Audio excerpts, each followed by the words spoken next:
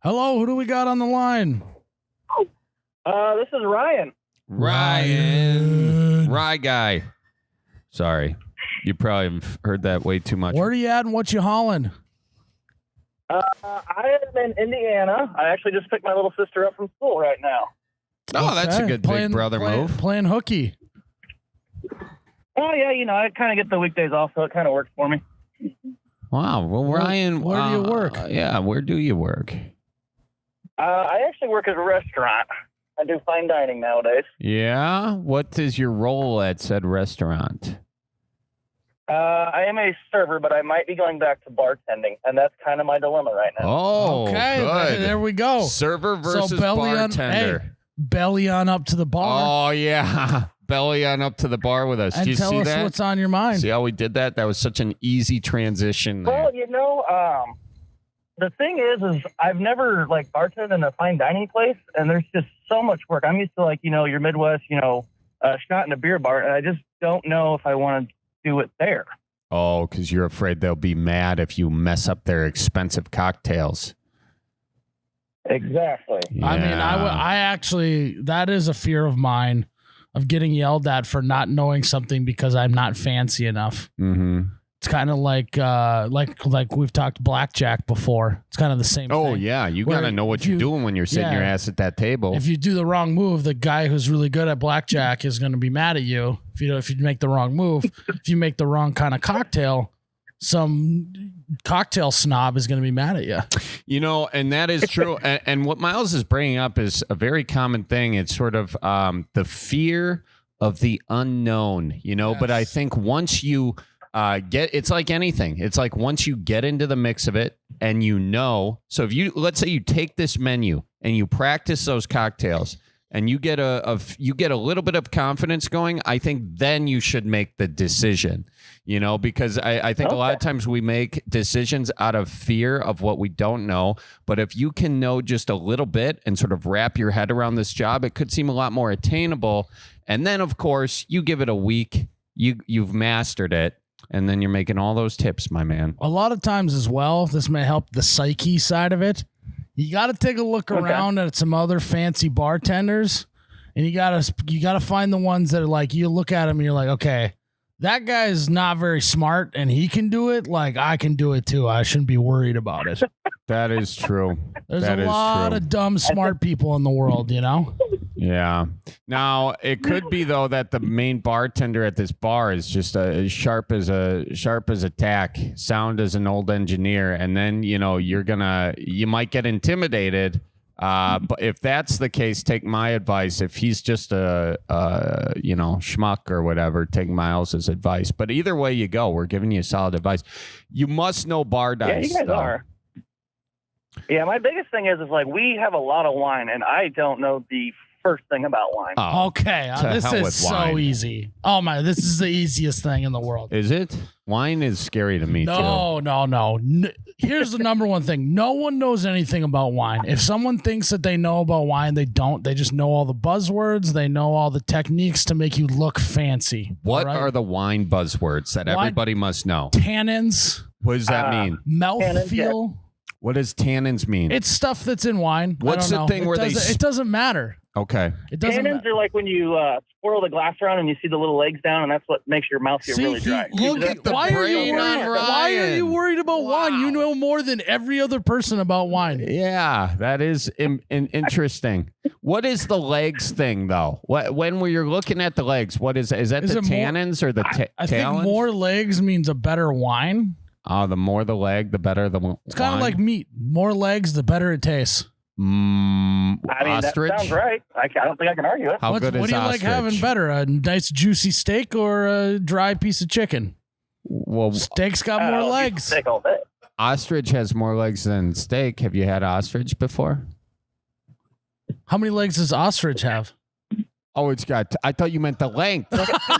No, I thought you meant the length of these legs. Legs. There's 4 legs on a pig and a cow. It depends what your definition of more was. Wine's just like meat. The more legs, the better. Well, more could mean more size, lengthwise. Legs.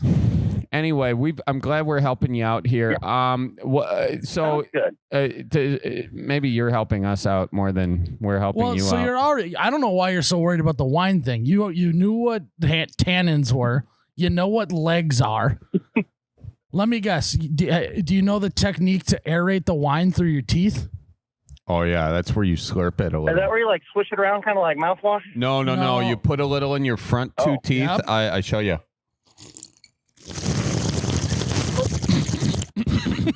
I can never do it without getting asphyxiating myself. You're working on it. I'm experienced with it. Could you hear that? I know that this is kind of a little bit. That was some good advice today.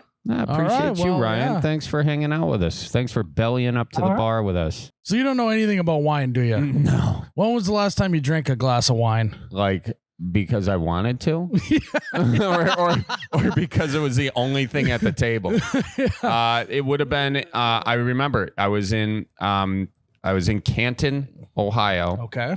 I was at a nice event. It was for the NFL Hall of Fame.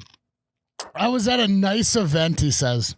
The nicest event I've been to in a long, long time, and don't think that's a pretty big deal. He's just like, yeah, I was at a pretty cozy, intimate event. You know, it was only the NFL Hall of Fame ceremony. NFL Hall of Fame gold jacket ceremony, and they only had wine there, and I drank wine, and it was okay. How were the tannins? I don't know. I don't know anything about that. What was the mouth feel? Look, I'm okay with wine. The mouth was whatever. I didn't pay much attention. I wanted to get a little buzz on, you know? So you were gulping wine? Yeah, I had a little more. But then I started to be like, this can give me a hangover because I didn't know if a wine does that. I'm not good with wine.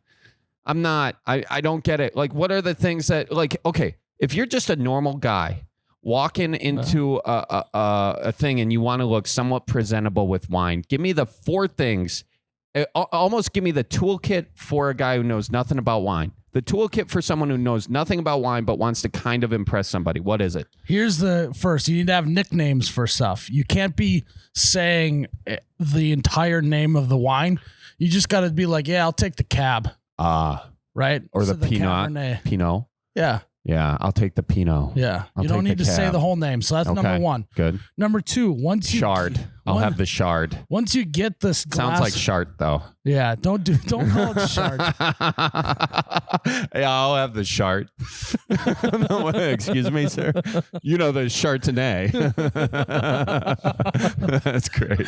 Oh, that's good. You know it doesn't have a T in it, right? No, but it's funny if you say it short. You know, I'll have the chard. Chard. And then the D and the T kind of can meld. It's funny. Trust me, that's a good one. You're gonna make a video out of this later. Number 2. Yeah. Once you get the glass, you don't drink it right away. First, you got to just start swirling. Oh, that I know. And you give a little just start swirling it. I always forget that, but I know. Then you're gonna pick it up and you're gonna stick your nose all the way in it, give it a sniff. Do you exhale out of the mouth though? Because if you exhale through the nose, I found you can get some snot in your wine. You only breathe in with it up by your nose. Don't. I mean, if you like the extra flavor, yeah, maybe launch a few boogies in. But is it in? That's how you got to do it. So it's in the nose, out the mouth. I don't know if you do continual breaths like that. That could be a breath workshop. I think it's just could be a breathing exercise. And then you take the glass away. Oh, okay. I'm trying to experience the full wine situation. Yes. All right, so breathe it. You want basic steps, Charlie. You're going to step 3, 4. Name it, 9. Spin it, breathe it. And then you're going to take the small taste and then you're going to swish it around your mouth and you're not going to pay attention. That I know. Then you're not going to pay attention to it. Like that. Then, so your mouth gets used to what's going on. Oh. First, you have to put it in your mouth all around? Yeah. That's before you do the aerating thing? Well, yeah. Are you? I don't know the order, but my guess is you get your mouth used to it, you drink it, then you put it in your mouth and you do the sucking it through your teeth thing. Really? I don't know. Well, I was listening to you this whole freaking time thinking you knew what you were talking about. You just wasted 5 minutes of my life. Well, no, I'm just saying I knew up to that point. Oh, okay. And then you probably are going to want to end it with the buzzwords, right? That was a great chart. There's no buzzwords in that sentence at all. Chart. You just wanted to work chart back in. No, it's gonna. I be... sharded on my legs. And now I can see my tannins. Oh, all right. Let's take another caller.